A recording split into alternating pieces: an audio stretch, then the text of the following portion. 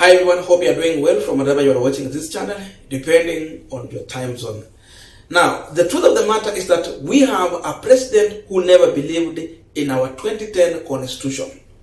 A man who fought very hard to stop the implementation and the birthing of the 2010 constitution. For him, he was against, he decampaigned it. Unfortunately, he took an oath of office to protect the same constitution. The question is, has William Samoei Ruto departed from the previous constitution in which Moi was operating within to adopt the new 2010 constitution? And if so, what about his close allies, especially those who are coming from Rift Valley? Have they departed from the Moi constitution to this 2010 constitution? The answer is evidently clear: no. A big no. I'm saying this because not long ago, I think like 3-4 days back, Linet Toto came out to attack Raila Amolo Odinga. Then after that, the Mias East Member of Parliament, Peter Salasya, in one of the Azimio rallies in Busia County, he also came out to respond to Linet Toto. So the good thing here was that a youthful politician responding to another youthful politician, which was very healthy. But surprisingly, the Kenya Kwanza side allies of William Samoei Ruto, those who are coming from Rift Valley region, they did not took Peter Salasya's criticism on Linet Toto lightly. They took it very personal, and they have gone to an extent of threatening Peter Salasya to either withdraw his remarks on Linet Toto, or he will not be given a chance to speak in the National Assembly. I'm talking about the Deputy Speaker of the National Assembly, Honorable Boss Sholei, Gladys Boss Sholei. Peter Salasya has come out to expose Gladys Boss Sholei. That she met him in the corridors of the parliament, and she was clear to him. It's either he apologized to Linet Toto, or if not, she will never give him a chance to speak in the parliament. Hii parliament ni ya Wakalenjin? Hii parliament ni ya Ruto? Ama hii parliament ni ya Wakenya wote? That is the big question on this punchline. To all Kenyans, this is what I think, and it is very much unfair that this evening, just by meeting with the Deputy Speaker, Sholei, in the corridors, and telling me that if I don't apologize to Toto, that she will not allow me to speak in the parliament. I'll tell her that the parliament is not his house. And if that is the strategy that they've been using to frustrate the young parliamentarians, it's unacceptable. It's unacceptable. And I have a right. I will not apologize to her. They have to respect Baba. They have just respected our president and his deputy president. And I will never call them names. So they have to respect even Raila Amolo Odinga. He's our leader. He's our political father. So young leaders should respect the elder leaders, and that is the position. I will not apologize to anyone. Hiyo parliament sio yake, hata asiponipatia nafasi kuongea, kwani yeye ndiye alinileta kwa bunge. Yeye si alinileta kwa bunge. Sasa tutakuwa naenda kusaini huko, naenda shughuli. Kwani iko nini? Tunaenda kufanya wananchi kazi. Now we are continuing with the panel discussion, but just a quick request for those who are watching and you have not yet subscribed, please consider subscribing. To our channel subscribers, I must say thank you so much. And again, to all our viewers, please give this video a thumbs up. Thank you so much, and back to this discussion. You know, what we are witnessing here is so much surprising. Gladys Boss Sholei is a senior member of parliament. She has served for quite good some time. Why is she threatening new members of parliament, especially the youthful members of parliament, instead of encouraging and advising them. We are having rogue leaders in our country. Yani, mkuki kwa nguruwe ni utamu, lakini kwa binadamu uchungu. When Linet Toto is attacking Raila Odinga, that is good for UDA party. They are enjoying. They don't question her. They don't reprimand her. They encourage her to do so. But then, when another youthful leader, who is not even attacking William Ruto, and I have never heard Peter Salasya attacking Ruto, he has always challenged Ruto in a proper way, and he has always even offered his advice to William Samoei Ruto as a youth. But this time round, he was just responding to an attack that Leader Toto was attempting on their leader, Raila Amolo Odinga. Then this gets out of hands. They want to take it personal. They want to force Peter Salasya to retract his statement. Why should Peter Salasya apologize to Linet Toto? So they want to tell us that when members of parliament who are not in UDA party or whoever want to speak their mind, they have to be very careful on what they speak when they are outside, so that it is not in line with William Samoei Ruto. It means when you speak anything against Ruto, then it is a big problem in this country. They have to haunt you.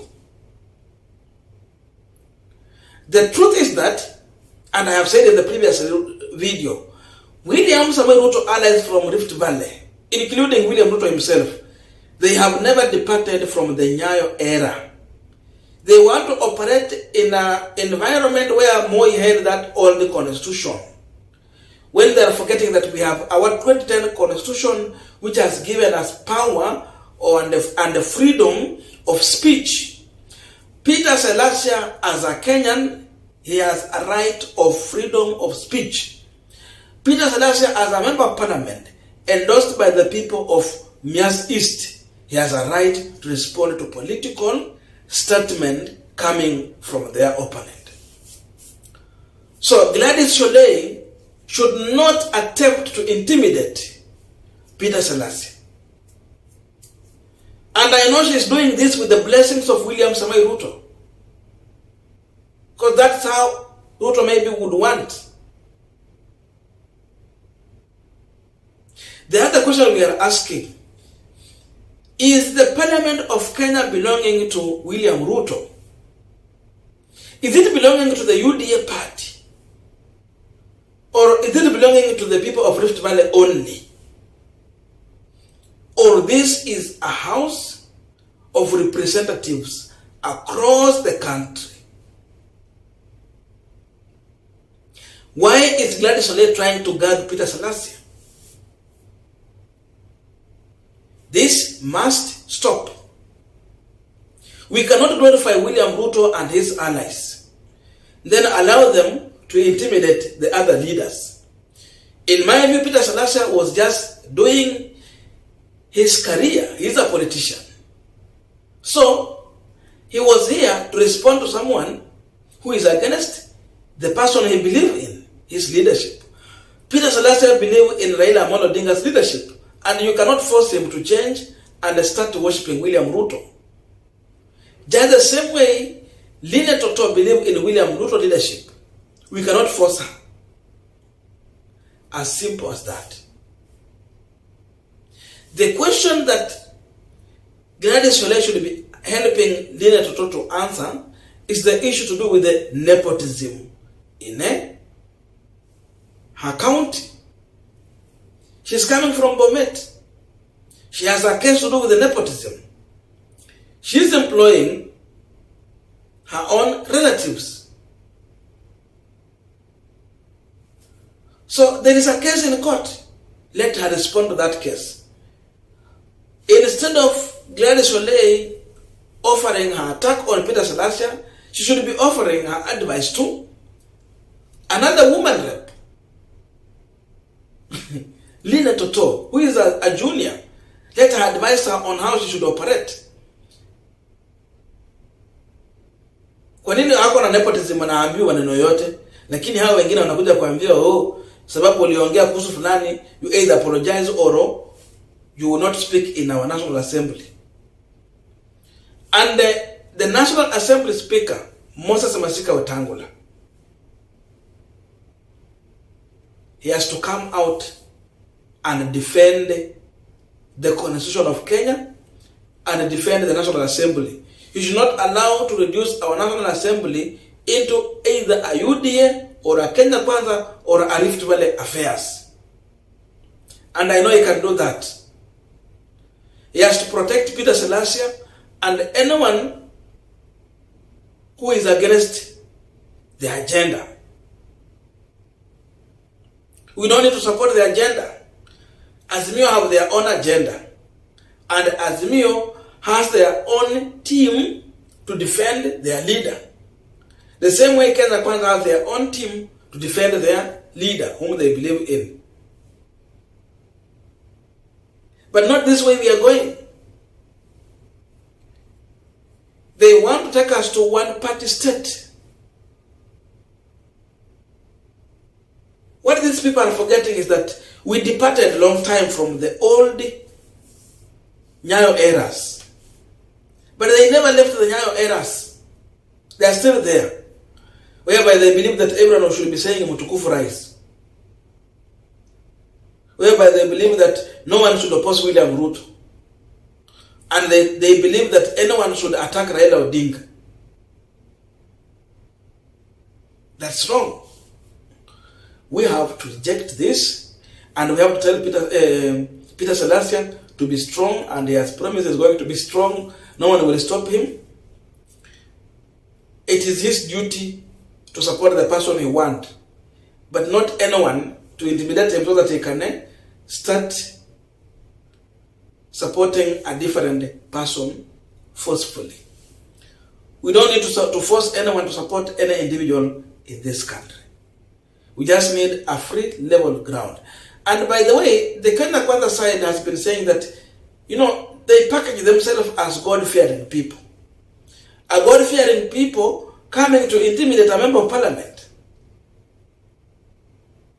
And by the way, I want to tell Gladys Soleil, if indeed Peter Salasya was wrong, then why can't she take this matter to the floor of the House and challenge Peter Salasya on the floor of the House? Why in the corridors of the parliament, but not on the floor of the House? That tells you something.